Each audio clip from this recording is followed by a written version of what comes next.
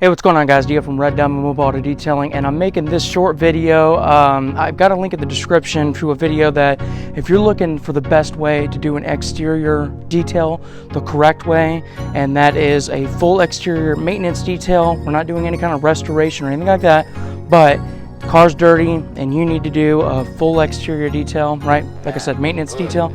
This is going to be the best way to teach you. It's an hour and a half long. I know that's a long video. But it is chock full of every step-by-step, the tools that you would need, the techniques that you would have to make sure that you don't scratch your paint, and every spot that you should hit. It's almost like a checklist. This is going to be a great video for you if you're just starting up or you just need a refresh. In that video of an hour and a half, which if you click on that video, there's timestamps that I've provided, so that way if you're just looking for, hey, how do you do the wheels? Okay, well then I see it's in 3 minutes or whatever, and then you can click on that and get the information that you need right then and there. But in that video I talk about glass cleaning, and that's again just the maintenance glass cleaning.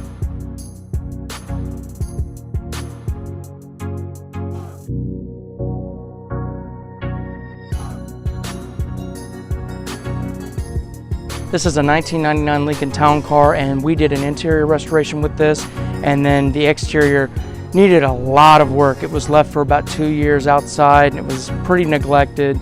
And so we definitely took care of it, but we're not doing any kind of paint restoration or anything like that. But of course the windshield was so dirty you couldn't see through it. Just the mildew and the debris and dirt and everything that was on the paint was on the windshield. So this is kind of a special situation because a normal cleaning is not going to get this done. So we actually need to turn to razor blades. Now razor blades are, in all intents and purposes, safe to clean your glass. So like with your paint has pores, and contaminants can get inside of those pores, and then you would use clay if there were below surface contaminants, right? Well, with windshield, the glass is porous, but the pores are so small, right? So not many are going to get embedded in the glass, but there are going to be contaminants that a normal washer just not going to be able to remove. So that's when you would turn to a razor blade. Now, as I said, with all intents and purposes, it is safe. There are a couple things that you should just keep in mind to make sure that you do not inflict damage into the glass, such as, of course, scratching. So that's coming up on this video now. Okay, so the first thing that you want to do, and which I've already done, is go ahead and really lubricate the entire glass, whichever one you're doing. This applies to all of them. And you want to really get it lubricated with some sort of glass cleaner, and then you want to use the 3-towel method is the best way that I've found to do it. So you do an all-purpose microfiber towel that's going to get rid of all your contaminants and everything that's pretty much on the surface. Then you're going to use a specific window towel, whether that's like a 1200 pile microfiber towel, such as like a Swipe is a brand that's real popular, or as we have here, a waffle weave towel. And that's basically going to get all of your oils and anything that microfiber towel might not have picked up. And then you want to take a third towel, which should be, again, is your general purpose microfiber towel, and you want to go back, and this is going to pick up anything that the microfiber, the waffle weave, may have missed behind, oils and things like that. It's just to ensure that there's no resin or streaks left behind, right? Okay, so once you've done the basic cleaning, now we're going to go ahead and we're going to remove all of those contaminants. I'm running out of product, but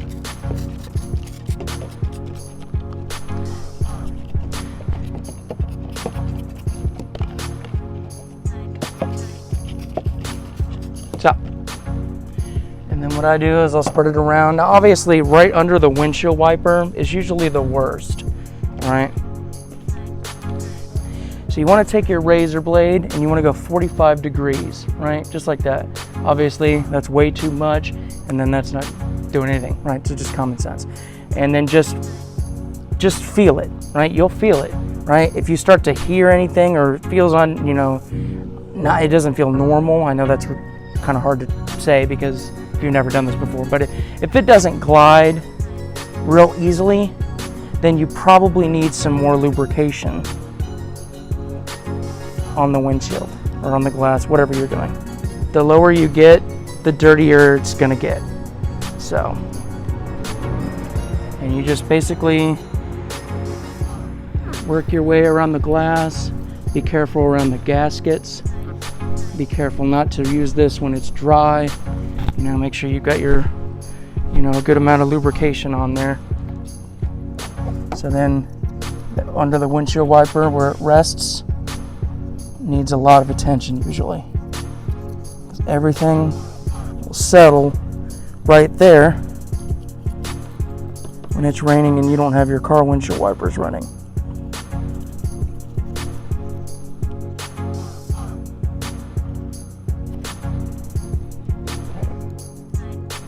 And then you'll be able to tell, let me show you this. Okay, you see how dirty that is? It's just gunk, you know, just build up on the windshield that a normal detail or a normal wipe down of the glass just is not going to be able to handle. Okay, then you take your towel.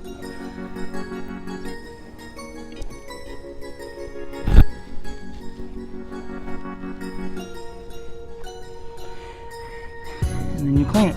Now, like I said, this is kind of a extreme clean.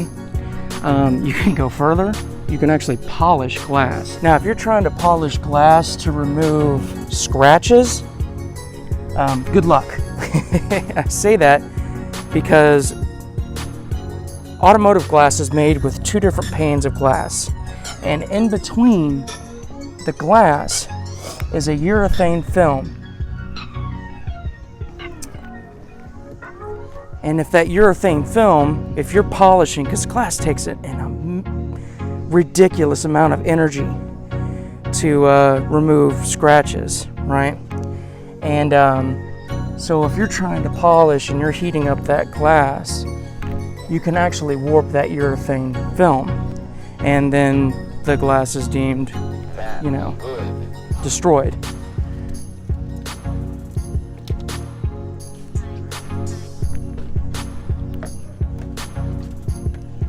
So I know that there are businesses that clean restaurant glass, and that's fine because there's no film.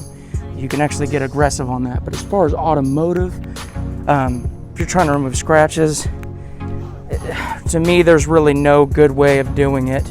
I'm not saying that there isn't a way. You couldn't pay me enough to do it, because then if I messed up a piece of glass on a Ferrari or a Bentley or something like that, I'm in a lot of trouble. So because there's that high risk, I don't do it professionally, but just to explain. But anyways, so if you're trying to polish just to remove contaminants, that's perfectly fine. You know, just be real smart about how long your buffing cycles are going. Just keep an eye on your glass. Just be really safe about it. Okay. So anyways, I'm gonna go over this glass one more time. It's gonna need it because this is absolutely disgusting. But this car has definitely had a hell of a transformation from where we started to now. I'll link all the videos in the description. We did a video where we did a full interior restoration, that's stain removal, because we had an unwanted rodent guest that stayed way too long. And if you know what I mean, if you got a strong stomach, you can check out that video, but it's not for the faint. There's that video, which took, of course, the majority of the time. And then we did a headlight restoration, and then we did the exterior, removing years of mildew and just contaminants from sitting under a tree. This is the fourth video in that series, which is how to properly clean automotive glass.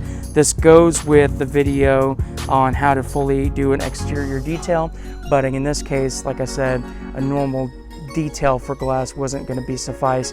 It needed a razor blade to clean all those embedded contaminants. So I appreciate you watching. I hope that this helps you, and I appreciate it. I'll see you out in the field, guys. Thanks.